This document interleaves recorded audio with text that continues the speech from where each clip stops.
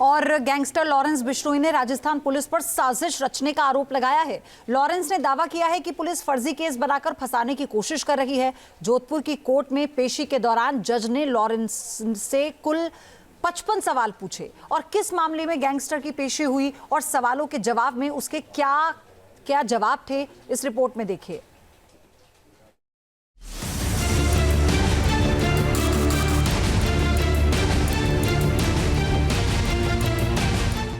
Lawrence Bishnoi का साजिश बड़ा दाव।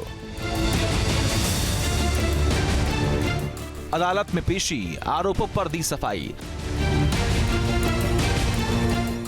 जज ने पूछे 55 सवाल, पलट गया गैंगस्टर।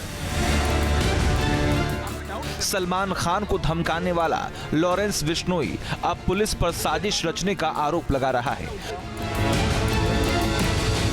जोधपुर की एक कोर्ट में पेशी के दौरान लॉरेंस ने जो बयान दिया वो पुलिस की टेंशन बढ़ाने वाला है।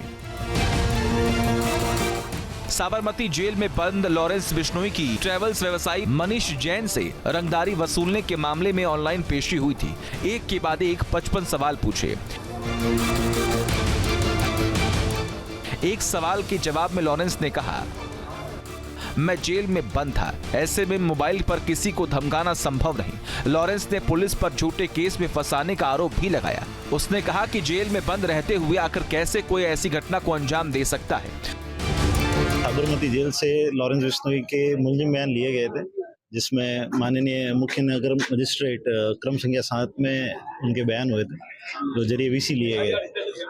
लॉरेंस से लगभग 55 सवाल माननीय न्यायालय के द्वारा पूछे गए थे, जिसमें लॉरेंस के द्वारा सभी सवालों का जवाब दिया गया था। उसके द्वारा सवालों के जवाब देते हुए बताया गया कि पुलिस ने उसे इस प्रकरण में झूठा फंसाया और जब ये घटना हुई और घटना के पश्चात भी जो घटनाक्रम हुए उस वक्त भी वो जेल में था और उसके पास से किसी प्रकार की कोई रिकवरी नहीं हुई, तो वो ये घटना कैसे कारित करता।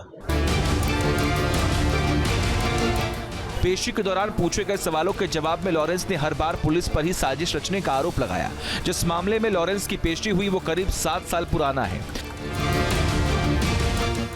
मार्च 2017 में जोधपुर के शास्त्री नगर थाने में निजी ट्रैवल्स कंपनी के मालिक मनीष जैन ने लॉरेंस बिश्नोई के नाम से धमकी मिलने की रिपोर्ट दर्ज कराई थी। पीड़ित की तहरीर के मुताबिक उसकी दुकान पर 2 लोगों ने फायरिंग करने की कोशिश की, लेकिन रिवॉल्वर में गोली फंस जाने की वजह से फायर नहीं हो पाया था। तहरीर में यह भी कहा गया कि इसके बाद उन्हें फोन पर लॉरेंस बिश्नोई के नाम से धमकाया गया और रंगदारी मांगी गई। इसी तहरीर के आधार पर पुलिस ने लॉरेंस को आरोपी बताया, मगर जब लॉरेंस की कोर्ट में पेशी हुई तो उसने न सिर्फ आरोपों को खारिज किया बल्कि पुलिस पर बिना वजह परेशान करने का आरोप भी लगा दिया। लॉरेंस ने सीसीटीवी फुटेज का हवाला दिया, साथ ही पुलिस की ओर से की जा रही एक तरफा कार्रवाई को लेकर सवाल उठाए। ये सभी घटना की जो एक सीसीटीवी फुटेज है जिसमें 2 व्यक्ति आ रहे हैं, उन दोनों व्यक्ति निश्चित तौर से वो लॉरेंस था नहीं, ये उसके द्वारा बताया गया। दूसरा जवाब उसकी तरफ से दिया गया कि पुलिस ने उसे इस केस में फ्रेम किया गया। जब उसने पुलिस के सामने समर्पण करने से मना कर दिया, उनके सहयोग करने से मना कर दिया, तो उसके भाई को भी इस प्रकरण में झूठा लिप्त किया गया, ये उसके द्वारा बताया गया। और रंगदारी के जो जवाब है, तो इसमें पीड़ित ने स्वयं ने कोर्ट में आके लॉरेंस के विरुद्ध कभी कोई जवाब नहीं दिया, कोई सवाल खड़े नहीं किए। अब इस मामले में आगे क्या?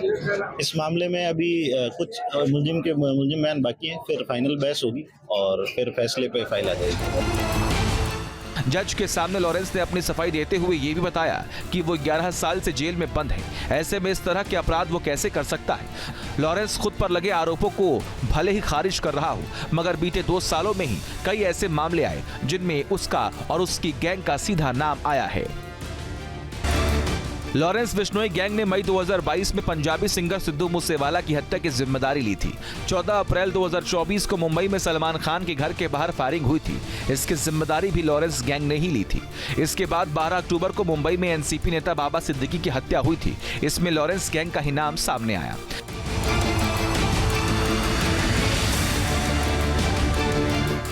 इन वारदातों के अलावा रंगदारी मांगने और धमकाने के भी कई मामले में जिनमें लॉरेंस गैंग का हाथ होने के आरोप लगते रहते हैं, मगर कोर्ट में जिस तरह लॉरेंस ने सफाई दी उससे सवाल उठ रहे हैं कि क्या वो खुद को बचाने के लिए विक्टिम कार्ड खेल रहा है। वैसे 55 सवालों का जवाब लॉरेंस ने जिस अंदाज में दिया है उससे ये तो साफ है कि गैंगस्टर जितना खूंखार है उतना ही शातिर भी है।